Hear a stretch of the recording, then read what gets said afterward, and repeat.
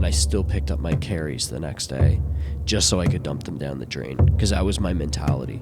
I'm going to give you the truth. I'm not going to try and sugarcoat this and try to make it seem like it's easy or something like that. How you doing, my friends? So in this video, I am going to explain how I got off of methadone. And the purpose of this video is to hopefully help somebody who's trying to get off of opioids, or maybe you're planning on doing it and you don't know what to expect and you don't know how you're going to get through it. And I'll just explain everything that I went through, how I got to methadone and how long I was on it for and what it took to get off of it successfully. So I'll just start from the beginning. My opioid of choice, or the opioid that I use most often, was Percocet or oxycodone. And I was taking, so in the beginning I tried one or two here and there and they made me nauseous, and I noticed that they didn't really do anything, so I didn't really think anything of them. Then I had this one incident where I had something going on with my kidneys. I had a really sharp pain in the middle of the night. Went to the hospital to relieve the pain. I think it was kidney stones. That's what they thought it was. They gave me some Demerol, like a shot of Demerol in the hip, and then I felt like I was on cloud 9. And then after that, they gave me a prescription of 30 Percocets, and I was 19 at the time, I believe. And so when I started taking them then, and they started relieving the pain and the way that they started to make me feel, that's when I really got into it. And, I was working full time, like 40, 50 hours a week at that time. And so it became a thing where, like, when I ran out, I needed them for work because I could not go to work. Like, I didn't realize how bad it was until I didn't have any more. And that's all it took, 20, 30 of them. And then the withdrawal started, and I couldn't.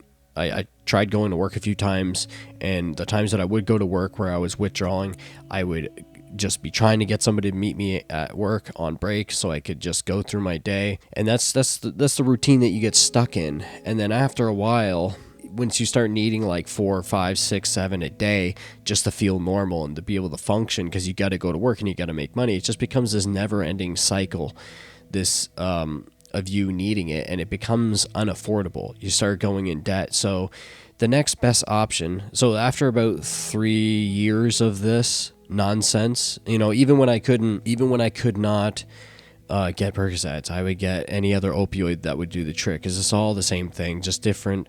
It's all basically the same thing, just different. It's just certain ones are stronger, they last longer, you need less of them or more of them, but if you're withdrawing from Percocets and you go and get like hydromorphine or oxy or something like that, it will get rid of that withdrawal and then you will feel better. So you'll just get whatever is available, but usually people have like their go-to thing, and for me it was Percocets. I was the most readily available, and it was the most enjoyable, easy, fast acting thing. So after about 3 years, it wasn't sustainable. So then I got on methadone, much more affordable if you're paying for it, if you don't have coverage or whatever. Because it's only $10 a day, so $300 a month out of your paycheck, not that big of a deal, right? And also when they up the dose, they're not going to charge you more because it's $10 a day.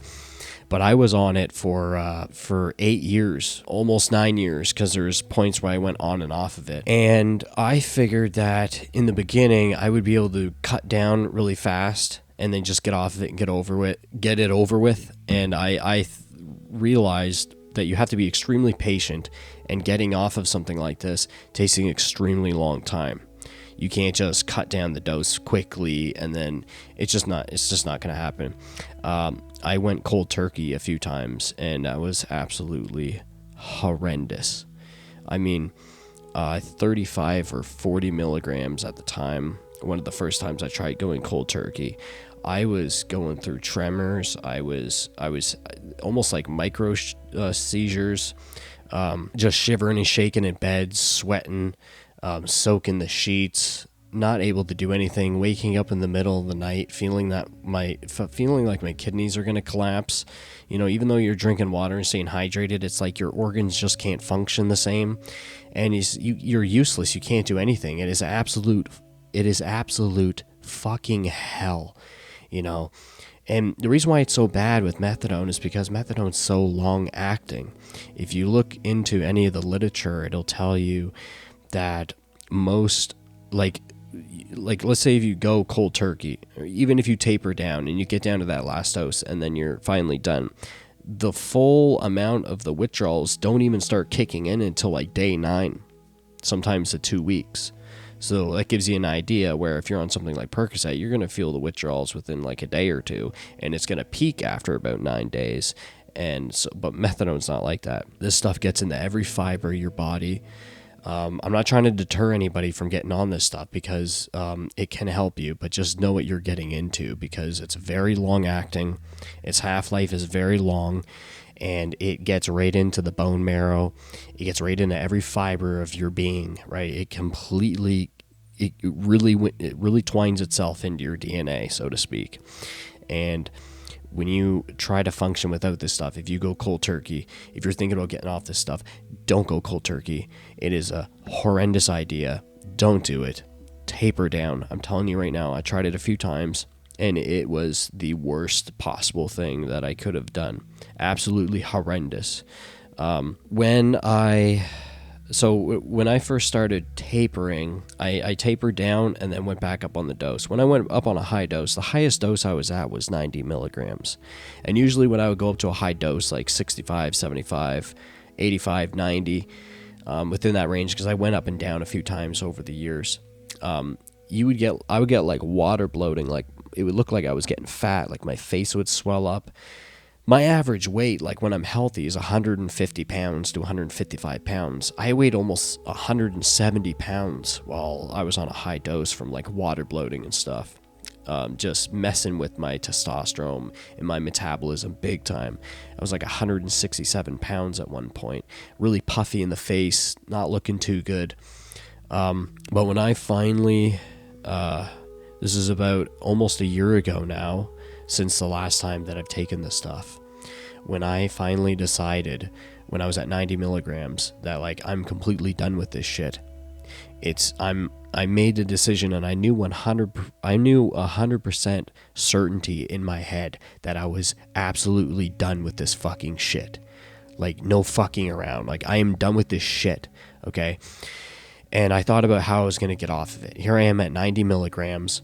And so if you do the math, and if you're going to go down like 1 milligram a week, you do the math and you realize like, oh shit, this could take like 3 fucking years. And I wasn't willing to give up another 3 years of my life. So what I decided to do was go down by 5s every 3 weeks. Before this, I tried it, 2 weeks, 4 weeks. But this time I decided 3 weeks. So I was at 90, and then I dropped down to 85. And then 3 weeks go by. If I wasn't feeling the greatest, I would add on another week to that. But average, until I got down to about 30 milligrams or so, every 3 weeks, 5 milligrams. And there were some times where I needed an extra week, sometimes even an extra 2 weeks for my mind and my body to adjust to feel normal before I could go down again. It's like you're at this level, and it feels the same, honestly. Like it feels the same whether you're at 30 or if you're at 90. It really does. Every time you go up 5, it gives you a blast for like a month, and you get really used to it, and then it just kind of levels out, and then it's just everyday life. It gives you a little boost in the morning, gets rid of the aches and pains, and then you feel normal and you can function, right? But every 3 weeks, when I went from 90 to 85, 80, 75 over the course of 3 weeks, this literally took like a year and 3 months just to get down to that last milligram. So I went 5, 5, 5, 5, 5, all the way down to 5. I did it like that. And it was not easy. It took an unbelievable amount of mental strength and suffering to do this. So if you're thinking about doing it and you don't want to go through, like I wanted to make sure that I was going to suffer a little bit, like a psychopath. Like I really wanted to feel the pain, and it was horrendous. When I got down to 30 milligrams, I really started to feel it. 25, 20, it's like, okay, here we go. And this is a long haul. You're in a constant state. I'm going to give you the truth. I'm not going to try and sugarcoat this and try to make it seem like it's easy or something like that. What I did, it takes a special type of person to do what I did. And you might not be able to do that. Maybe you will, but I was dedicated and I was 100% certain I was going to do this. Didn't matter how horrible I was going to feel, because I could have did it a lot easier, right? I could have took 3-4 years to decrease and maybe not felt so much at all. But either way, when you get down to that last milligram, you're really going to fucking feel it. When you stop taking it, like people want to say that, or doctors or people who've never experienced withdrawal, or people who just don't understand, they will literally say, well, if you taper down, it's not going to be that bad. Listen, it's going to be fucking bad, okay? And you're going to have to deal with it. So it's literally like you're dealing with the fucking withdrawal, and the easy path is just to take the drug again or up your dose again, and then everything's better. That's the easy path. But the hard path to get back to your natural state where you don't need to rely on the shit anymore is to not fucking do it. You need to keep decreasing, and you need to stay on that mindset, right? You need to fall in love with the pain. That's what I had to do. But when I got down to 20 milligrams, really started to feel it. Because here's the thing. When you're at 90, think of it as that you're at 100%, all right? Let's just say you're at 100 milligrams, and you go down by 5. That's basically 5%, right? It's like, you're not really going to feel it. You're going to feel a little shitty for a week or two. Then you're going to level out. Then you're going to be fine, and then you can go down by another 5. But as you get lower and lower, like when I get down to 20, and I go from 20 to 15, I just drop 25%, okay? And then when I get to 15 and I go to 10, it's like, even more. So then when I got to 10, I took an extra, I think it took me 5 to 6 weeks. I had to tack on a few extra weeks for me to get used to being on 10 milligrams.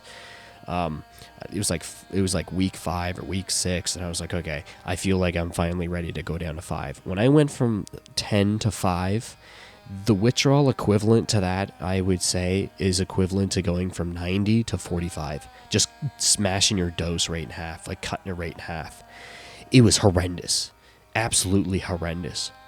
And I think it took me 4 to 5 weeks just to somewhat feel like, all right, I can do this. At 5, when I finally leveled out at 5, I started going down by 1 milligram.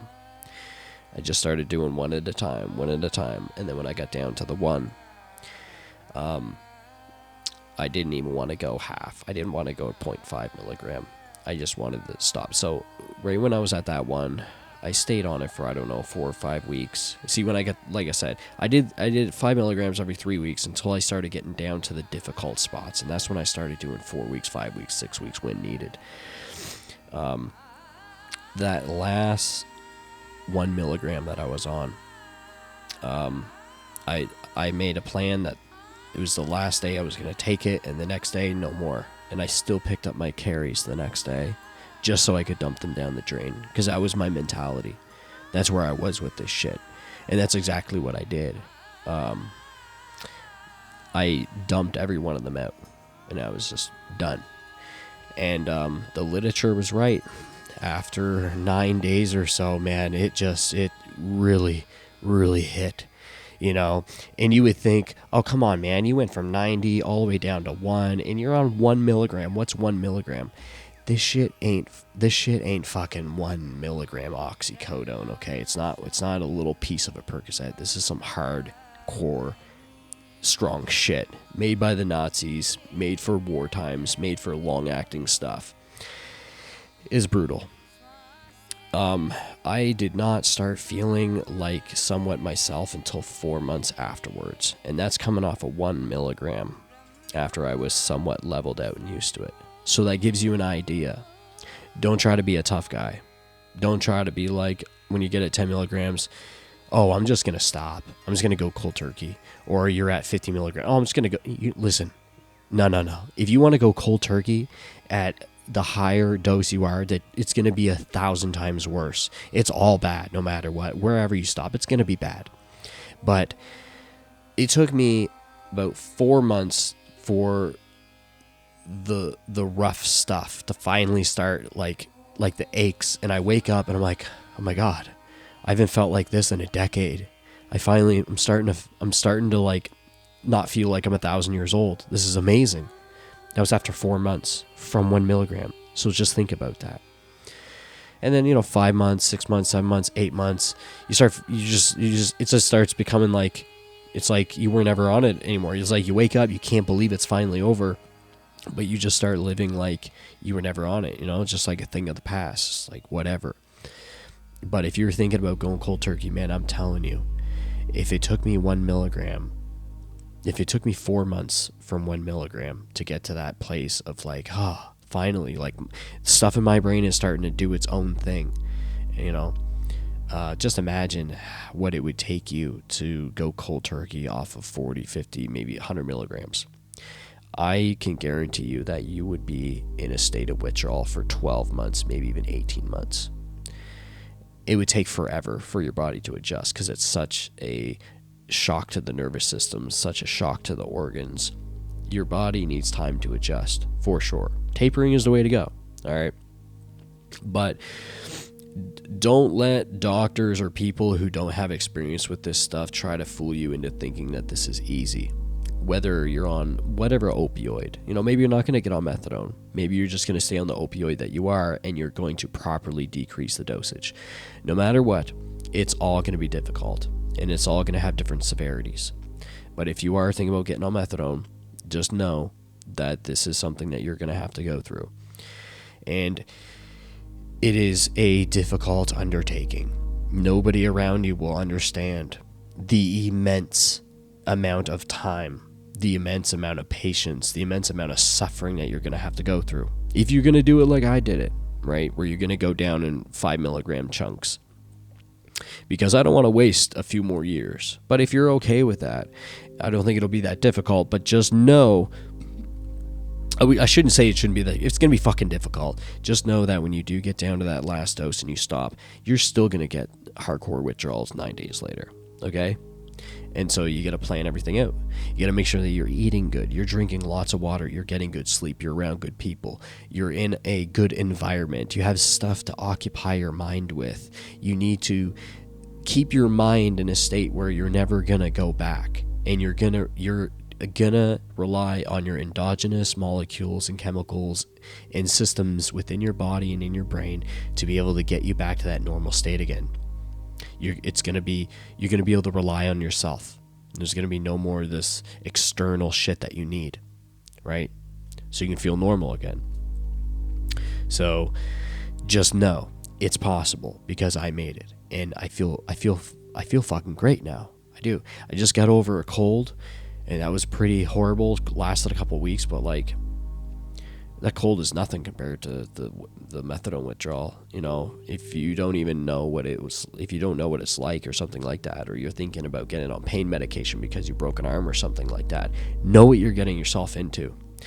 The majority of these doctors have never tried it, never will try it, and they have no idea what they're giving people. They have no idea. Like, most people have absolutely no idea. Just just every day, constantly, like when you're in that state of withdrawal, the aches, the pains in your legs, in your lower back, in every joint, every part of your bone marrow, everything is just, you can't even, it's absolutely horrible. You feel like you have vice grips, or you have fire ants going through your bone marrow and ripping you apart from the inside. You're shaking, you're tremoring, you're falling asleep and waking up hot and cold. You can't even, it's just horrible. It's absolutely horrible. So know what you're getting yourself into. All right. And know that it's possible to get off of the shit. Any opioid, you can get off of it, and you can get back to your normal state and feel amazing again. It's possible. I'm living proof of it. So don't beat yourself up. If you want to do this shit, you got to start thinking like a hardcore motherfucker. Okay? Whoever you are, you can fucking do it. You can fucking do it. All right? You're going to have to suffer. You're going to have to go through the pain. There's no easy way out. But guess what?